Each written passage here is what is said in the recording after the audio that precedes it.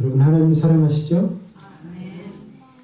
하나님을 기쁘게 하는 삶을 살고 싶어하는 것이 우리의 소망입니다. 하나님이 가장 기뻐하시는 일이 무엇일까? 하나님이 원하시는 일이 무엇이라고 생각하십니까? 그것은 단 하나밖에 없습니다. 죽어가는 생명을 구하는 것.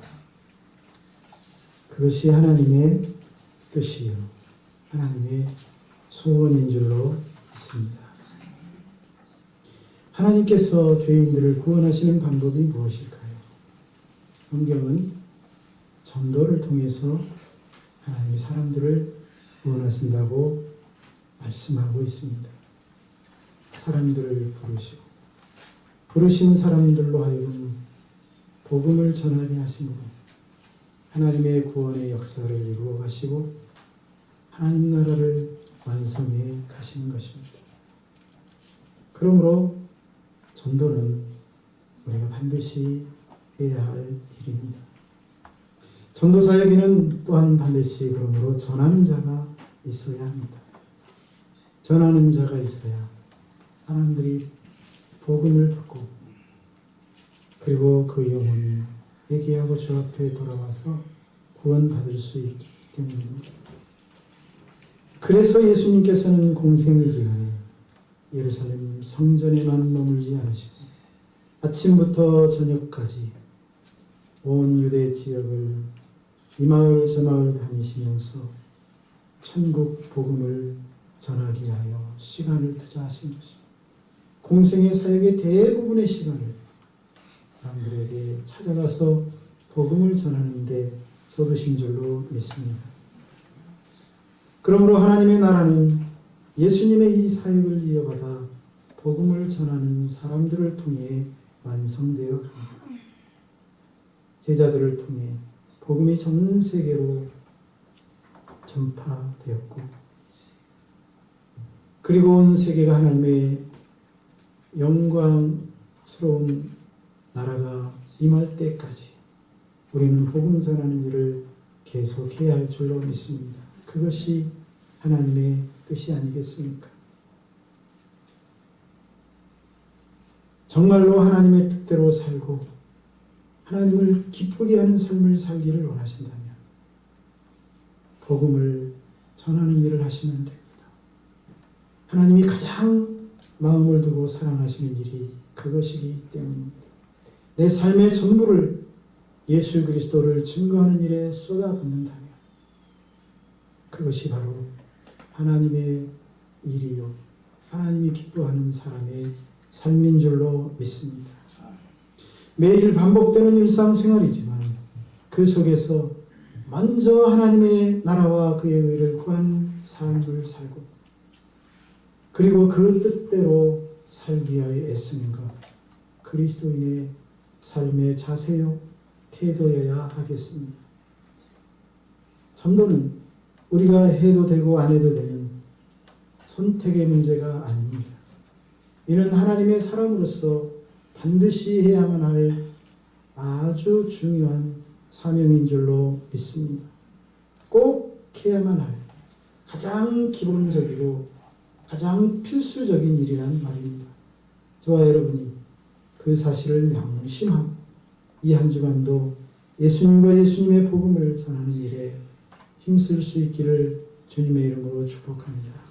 나는 가난해서, 나는 나이가 들어서, 나는 아는 사람이 많지 않아서 할 수 없다고 말하지 마십시오.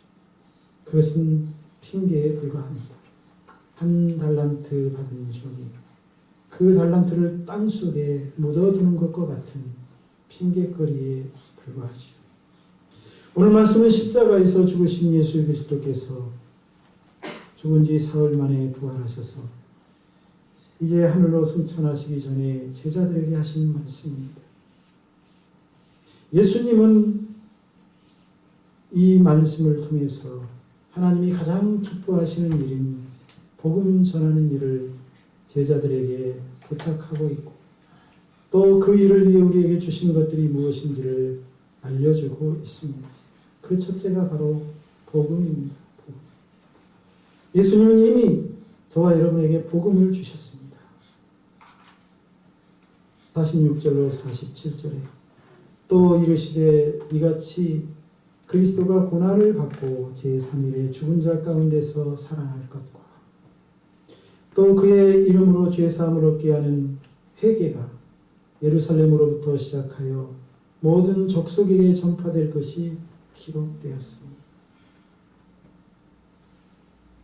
여러분, 복음이 무엇입니까? 이 말씀처럼 예수님이 나 같은 죄인을 구원하시기 위하여 내 대신 고난을 받으시고 십자가에 죽으셨다는 것이 복음입니다. 복음이 다른 것이 아닙니다. 십자가에 죽으신 예수님이 죽은 지 사흘 만에 다시 죄와 사망 권세를 깨뜨리시고 부활하셨다는 것이 복음입니다. 이 예수를 구주와 주님으로 영접하면 구원을 얻고 영원한 생명을 얻는다는 것이 복음입니다. 예수 그리스도가 우리의 모든 죄 문제를 해결해 주시는 분이십니다. 이 사실을 알고 믿는 것, 그것이 복음입니다. 하나님은 이미 우리에게 이 놀라운 복음을 주셨습니다. 할렐루야. 문제는 사람들이 그것이 복음, 기쁜 소식인지를 알지 못한다는 데 있습니다. 죄의 무서움과 심각함을 깨닫지 못했기 때문입니다. 사람들에게 예수님이 당신을 위해 십자가에서 죽으셨고 사흘 만에 부활하셔서 당신의 모든 죄를 용서해 주시고 당신에게 영원한 생명을 주신 구세주가 되셨다고 말하면 그래서 어쩌자는 거냐고 반문합니다. 그럴 수밖에 없는 것은 그것이 얼마나 귀한, 얼마나 복된 일인지를 모르기 때문이죠. 성경은 세상의 공중 권세를 사단이 잡고 있다고 말합니다. 사단이 만들어 놓은 이 세상은 죄인이나 의인이나 다를 바 없이 보이게 만들었습니다. 아니, 악을 행하고 불법을 행하는 자들이 더 잘되고 더 행복하고 더 성공하는 세상으로 만들어 놓았습니다. 사단은 이미 이 세상을 선과 진리와 거짓의 가치가 무의미한 세상으로 만들어 놓고 악을 행해도 벌을 받지 않고 거짓된 삶을 살아도 전혀 부족함이 없는 삶을 살도록 만들어 놓고 사람들을 헷갈리게 하고 있습니다. 심지어 사단은 이제 예수님의 십자가 부활을 믿고 예수님을 통해 죄사함을 받는다는 진리를 어리석은 고리타분한 종교적 가르침으로 생각하게 만들었습니다. 그래서 사람들은 죄사함을 받는 것이 왜 복음이고 그것이 왜 눈물을 흘리며 기뻐할 만한 일인지를 알지 못합니다. 바울이 말한 것처럼 십자가의 도가 이 멸망하는 사람들에게는 미련한 것으로 보이게 만들었기 때문입니다. 심지어 교회를 출석하시는 분들 가운데도 이 복음을 듣고 감격하지 못하는 분들이 많습니다. 우리가 복음을 들고도 감격하지 못하는 것은 우리가 처한 심각한 현실을 알지 못하기 때문이 아닙니까?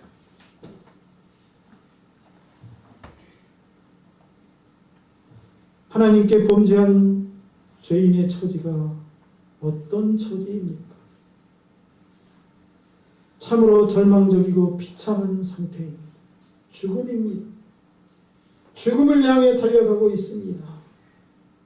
희망이 없는 삶입니다. 우리가 이 죄 문제를 해결하지 못하면 반드시 그 죄값을 치러야 하는데 그 죄값이 무엇입니까? 죽음. 하나님의 무서운 진노를 받고 영원한 지옥에 떨어져서 영원토록 고통을 당하는 삶, 그것이 죽음입니다. 죄인을 향해 쏟으시는 이 하나님의 무서운 심판을 알지 못하기 때문에 복음이 얼마나 복된 일인지, 그것이 얼마나 깊은 소식인지를 알지 못하는 것입니다. 다시 말하면 죄 문제 해결 없이는 우리에겐 저주와 영원한 고통만 있을 뿐입니다. 이 지옥의 고통에서 죄 문제 해결함 없이 벗어날 방법이 없습니다. 그 고통이 얼마나 심한지 아브라함의 품에 안긴 나사로를 바라보면서 손가락 끝에 물 한 방울을 구하던 부자의 외침에서 느낄 수 있습니다. 죄인을 향한 하나님의 심판, 그 심판으로 인한 고통이 얼마나 컸으면 물 한 방울을 제발 달라고 간청하겠습니까? 부자만의 고통이 아닙니다. 모든 죄인들이 받아야 할 고통이요, 그것이 죄인인 우리에게 정해진 운명이 아니었습니까? 그러므로 예수님이 바로 그 죄 문제를 해결해 주시기 위하여 육신의 몸을 입고 이 땅에 오셨다는 것, 복음입니다. 그 예수님이 내 대신 고난을 당하시고 내 대신 십자가에서 죽으심으로 죄값을 치르셨다는 것, 기쁘고 감사한 소식이 아닐 수 없습니다. 그분이 사망 권세를 이기시고 부활하셔서 우리에게 영원한 생명을 약속하고 있다는 것, 놀라운 소식, 영원토록 감사해야 할 기쁜 소식이 아닐 수 없습니다. 이 예수를 믿기만 하면 모든 죄를 용서받고 구원을 얻는다는 것은 복음 중에 복음인 줄로 믿습니다. 예수님이 탄생하실 때 천사들이 불렀던 찬송이 무엇입니까? 바로 이 복음의 기쁨을 나타내주는 노래였습니다. 보라, 내가 온 백성에게 미칠 큰 기쁨의 좋은 소식을 너희에게 전하노라. 그러면서 한 말이 너희를 위한 구주가 나셨다는 것입니다. 여러분, 천사들이 찬양해서 소식이라는 말, 예수께서 탄생하셨다는 그 소식이라는 말이 강조되고 있는데, 세 개의 형용사를 사용해서 그 소식이 얼마나 복된 소식인지를 알려주고 있습니다. 큰 기쁨의 좋은 소식이라는 것입니다. 여러분, 이는 예수님이 우리의 죄 문제를 해결해 주러 오신 것이 얼마나 감사하고 얼마나 기뻐하고 얼마나 축하해야 할 일인지를 알게 해주는 노래가 아닐 수 없습니다. 그렇습니다. 우리에게 예수님은 일평생 기뻐하고 찬양해도 부족할 만큼 복음이요 기쁜 소식인 줄로 믿습니다. 이처럼 하나님은 이미 우리에게 복음을 주셨습니다. 우리가 죄사함을 받고 하나님의 진노에서 벗어나 영원한 생명을 누리는 삶을 살도록 말입니다. 두 번째, 바로 이 복음을 전하도록 전도의 사명을 주셨다는 것입니다. 그것이 전도를 위한 선물입니다. 사명이란 살아계신 하나님께서 우리에게 맡기신 일을 말합니다. 하나님이 우리에게 맡기신 일. 하나님이 우리에게 맡기신 일이 무엇입니까? 그것은 예수의 증인이 되는 것입니다. 너희는 이 모든 일의 증인이라. 예수의 증인이란 예수님이 메시아라는 것을 증언하는 것을 말합니다. 그런 사람을 말합니다.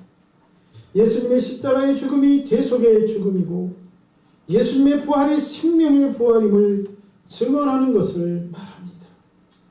증인은 보고 들은 것, 아는 것을 사실대로 말하는 사람입니다. 우리는 이 예수님의 죽음과 부활을 처음 목격한 사도들의 증언을 통해 예수님의 죽음과 부활에 대해 알게 되었고 그분이 생명의 주인이심을 믿게 되었습니다. 예수님이 우리의 구원자이심을 깨닫고 우리가 그분을 구주와 주님으로 영접하였습니다. 그리고 이제 사도들처럼 우리는 예수의 증인이 되어 그 사실을 전하는 삶을 살아야 하겠습니다. 예수님은 예수의 증인이 된 우리가 사람들에게 증언하기를 원하십니다. 입을 열어 예수가 구세주라고, 예수를 믿어야 산다고, 예수를 믿어야 죄사함을 받고 영원한 생명을 얻는다고 말하기를 원하십니다. 왜 말을 못할까요? 증인이란 말은 말티스라는 단어인데 여기에는 순교자라는 뜻도 있다고 합니다. 따라서 증인과 순교자는 같은 말입니다. 증인은 곧 순교자라는 것입니다. 하나님께서는 우리를 복음을 전하는 일에 불렀습니다. 하나님의 부르심은 예수의 복음을 죽도록 전하라는 부르심인 것입니다. 우리가 말하지 못하는 것은 죽음을 두려워하기 때문입니다. 미련하게 보일까봐 두렵기 때문입니다. 그 사람이 두렵기 때문입니다. 신약 성경이 기록되기 전 초대교회에서는 많은 사람들이 이 예수의 복음을 전하다가 잡혀 죽었습니다. 어떤 사람은 목베어 죽고, 어떤 사람은 상에 찔려 죽고, 어떤 사람은 톱에 잘려서 죽었습니다. 하지만 그들은 두려워하지 않고 예수와 예수의 복음을 전했습니다. 우리나라에 복음이 처음 들어왔을 때도 마찬가지였습니다. 얼마나 박해가 심했습니까? 목을 쳐서 죽였습니다. 서울 마포에 가면 절두산 성지가 있습니다. 머리를 잘랐다는 뜻이 아닙니까? 그곳에서 얼마나 많은 순교자들이 죽어갔습니다. 이 땅에 복음을 전하다가 순교를 당했던 사람들이 많이 있지요. 그들의 목숨을 건 전도가 있었기에 오늘 한국교회가 있습니다. 저와 여러분이 있는 것입니다.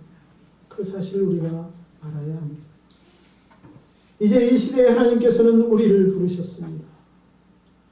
그 시대에는 제자들을 불렀고 이 땅에 복음이 처음 들어왔을 때는 순교하신 그분들을 불렀지만 오늘 이 시대에는 저와 여러분을 부르셨습니다. 그리고 우리에게 이 복음의 바톤을 이어받게 하시고 이제는 우리에게 목숨을 걸고 복음을 전하라고 사명을 주셨습니다. 너희는 이 모든 일의 증인이라. 여기서 말하는 너희는 제자들만을 말하는 것이 아닙니다. 그 제자들의 제자들, 그 제자들의 제자들, 앞으로 그들을 통해 세워질 모든 제자들을 통칭하여 부르는 표현입니다. 그러므로 여기서 너희는 저와 여러분을 말하는 것입니다. 저와 여러분은 따라서 복음의 증인으로 부름받았으며 예수의 증인이라는 사명을 받은 사람인 줄로 믿습니다. 그래서 우리가 하나님의 자녀가 되었다는 것, 하나님의 교회의 일꾼이 되었다는 것은 이제 하나님께서 우리에게 맡기신 일이 무엇인지를 발견하고 그 일을 감당하는 사람이 되었다는 뜻입니다. 그러므로 정상적인 성도로서의 삶, 직분자로서의 삶은 복음을 전하는 것입니다. 예수의 증인이 되어 살아가는 것입니다. 하나님께서는 하나님이 나에게 주신 사명에 대해 내가 어떻게 반응하고 어떻게 결단하고 행동했는지에 따라 우리를 심판하실 것입니다. 달란트의 비유를 통해 주시는 교훈이 무엇입니까? 하나님의 부르심과 하나님이 주신 사명에 충성한 자는 칭찬과 상급이 있고 그렇지 못한 자에게는 무서운 책망과 심판이 있을 것이라는 것이 아닙니까? 문화의 비유는 무엇이고 잎사귀가 뿌리까지 말라버린 무화과 나무의 비유는 무엇입니까? 도끼가 나무 뿌리에 놓였으니 열매 맺지 않는 나무는 찍어 불에 던지겠다는 말씀은 무엇입니까? 바로 다 하나님께 사명을 받고 그 사명을 어떻게 감당해야 했느냐? 감당하지 못한 자에게는 하나님의 심판이 있음을 경고하는 말씀들이 아닙니까? 예수 믿는 우리의 삶의 목표, 인생의 궁극적인 목표는 생명을 구원하는 것이어야 합니다. 왜요? 그것이 하나님을 기쁘게 하고 하나님을 영화롭게 하며 바로 그 일이 하나님이 가장 기뻐하시는 일이기 때문입니다. 주님의 나라가 그 일을 통해 이루어지고 하나님의 뜻이 죄인들을 구원하고자 하시는 하나님의 뜻이 그 일을 통해 이루어지기 때문입니다. 주님의 뜻이 하늘에서 이룬 것 같이 땅에서 이루어지도록 해달라는 기도는 바로 이런 우리의 전도자로서의 삶을 전제로 하는 것입니다. 하나님 나라는 생명을 구원하는 이 일은 예수의 증인으로서 우리가 복음을 전함으로 사명을 감당해 나아갈 때 완성됩니다. 우리가 예수님의 복음을 전해서 물이 바다를 덮은 같이 여호와를 아는 지식이 온 땅에 충만해질 때 우리 하나님이 그런 우리의 삶을 통해 영광을 받으실 줄로 믿습니다. 따라서 복음 전하는 일은 우리 삶에 있어서 가장 중요한 일이어야 합니다. 가장 중요한 삶이어야 할 줄로 믿습니다. 내가 비록 밖에 나가서 장사를 하더라도 복음을 전하기 위하여 그 일을 통해 한 생명이라도 구하기 위하여 하겠다는 마음, 자세와 결심이 있어야 합니다. 내가 직장 생활을 할 때도 무엇 때문에 직장 생활을 합니까? 먹고 살기 위함입니까? 그것이 아니고 내가 직장 생활을 통해 직장을 복음화하고 생명을 구원해야 되겠다는 자세가 있어야 할 줄로 믿습니다. 내 가정에 예수 믿지 않는 사람들, 그 영혼을 구원해야 하지 않겠습니까? 그들이 예수를 알지 못하고 죽는다면 아까 말씀드린 것처럼 하나님의 무서운 진노와 영원한 멸망을 당할 수밖에 없습니다. 얼마나 고통스러운 삶인지 여러분 가슴으로 그것을 느끼고 생각하지 않기 때문에 주저하고 있는 것입니다. 그 지옥의 고통을 한다면 내 사랑하는 가족들, 내 사랑하는 혈육들, 친척들 그냥 두고 있을 수가 없겠죠.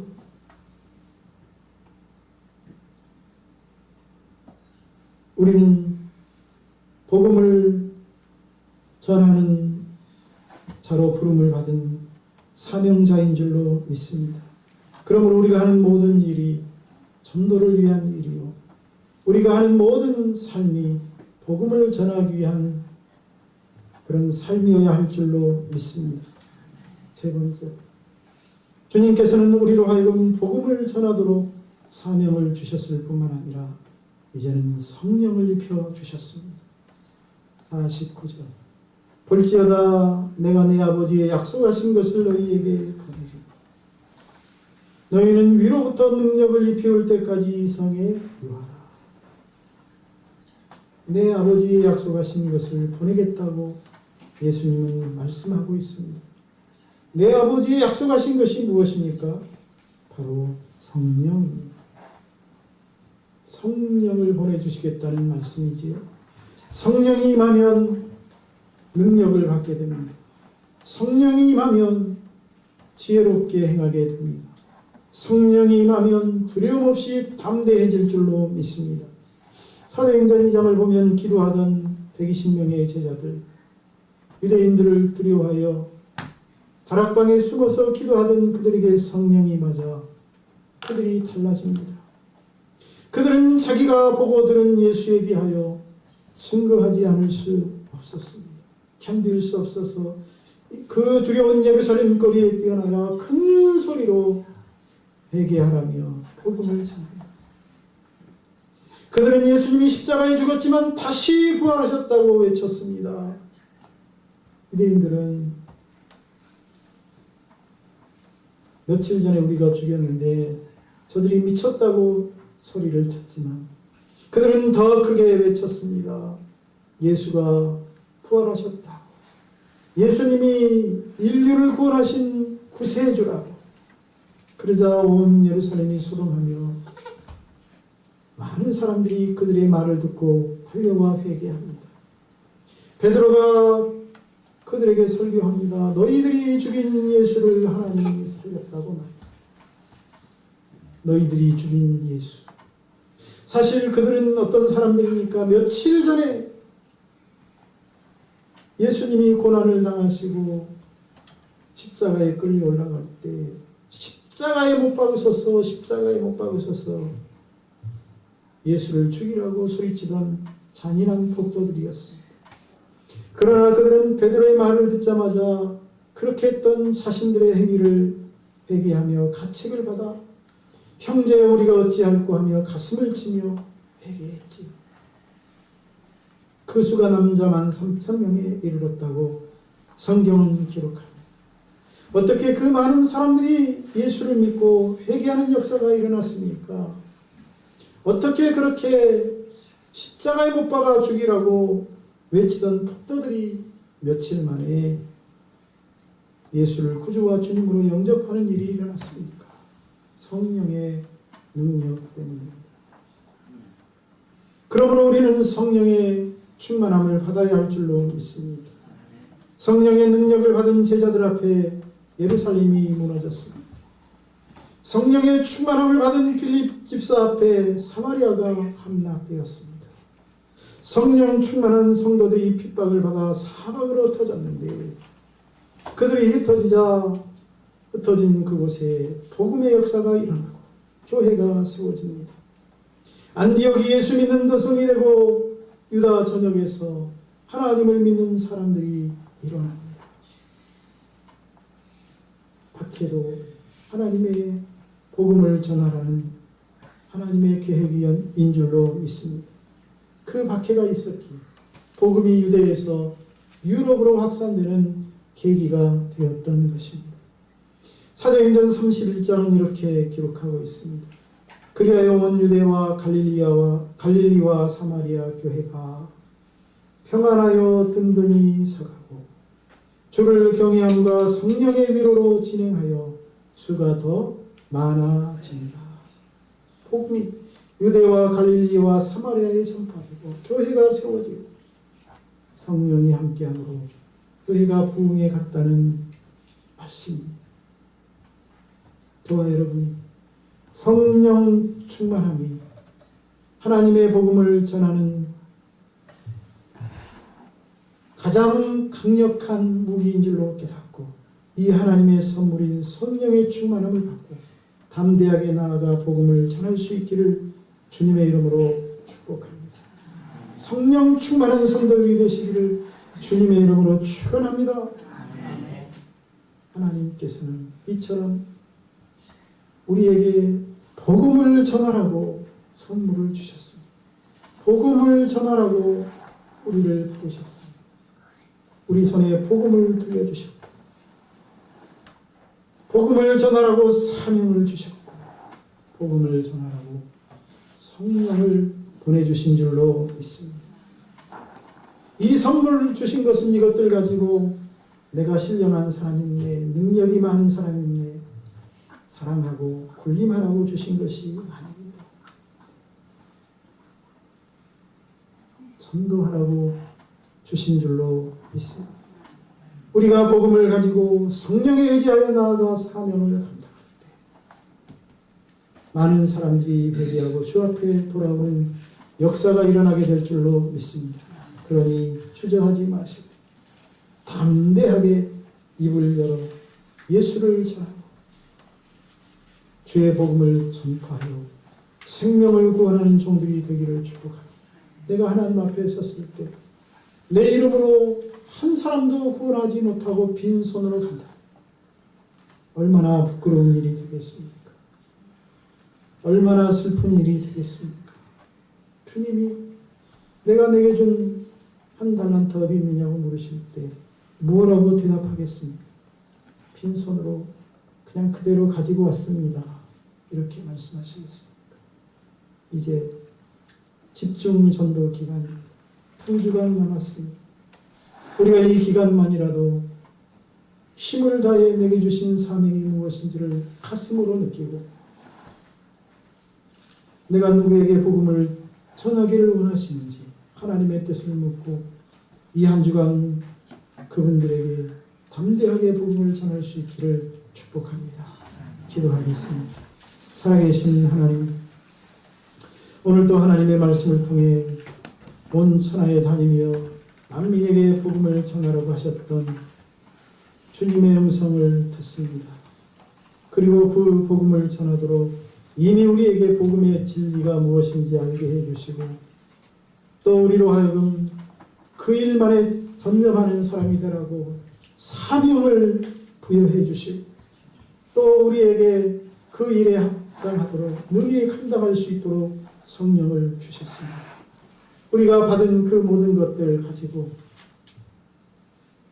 머뭇거리지 않게 하여 주시고 주저하지 않게 하여 주시고 담대하게 나아가서 입을 열어 선포하게 하시고 부끄러움을 무릅쓰고 사람들에게 예수님과 예수님의 복음을 전파하다가 하나님이 함께 하시고 역사하심으로 인하여 회개하고 돌아오는 기적을 보게 하여 주옵소서. 우리에게 믿음을 주옵소서. 용기를 주옵소서. 성령이여 저들의 마음속에 함께 하셔서 힘을 주시옵소서. 예수님의 이름으로 기도하옵나이다.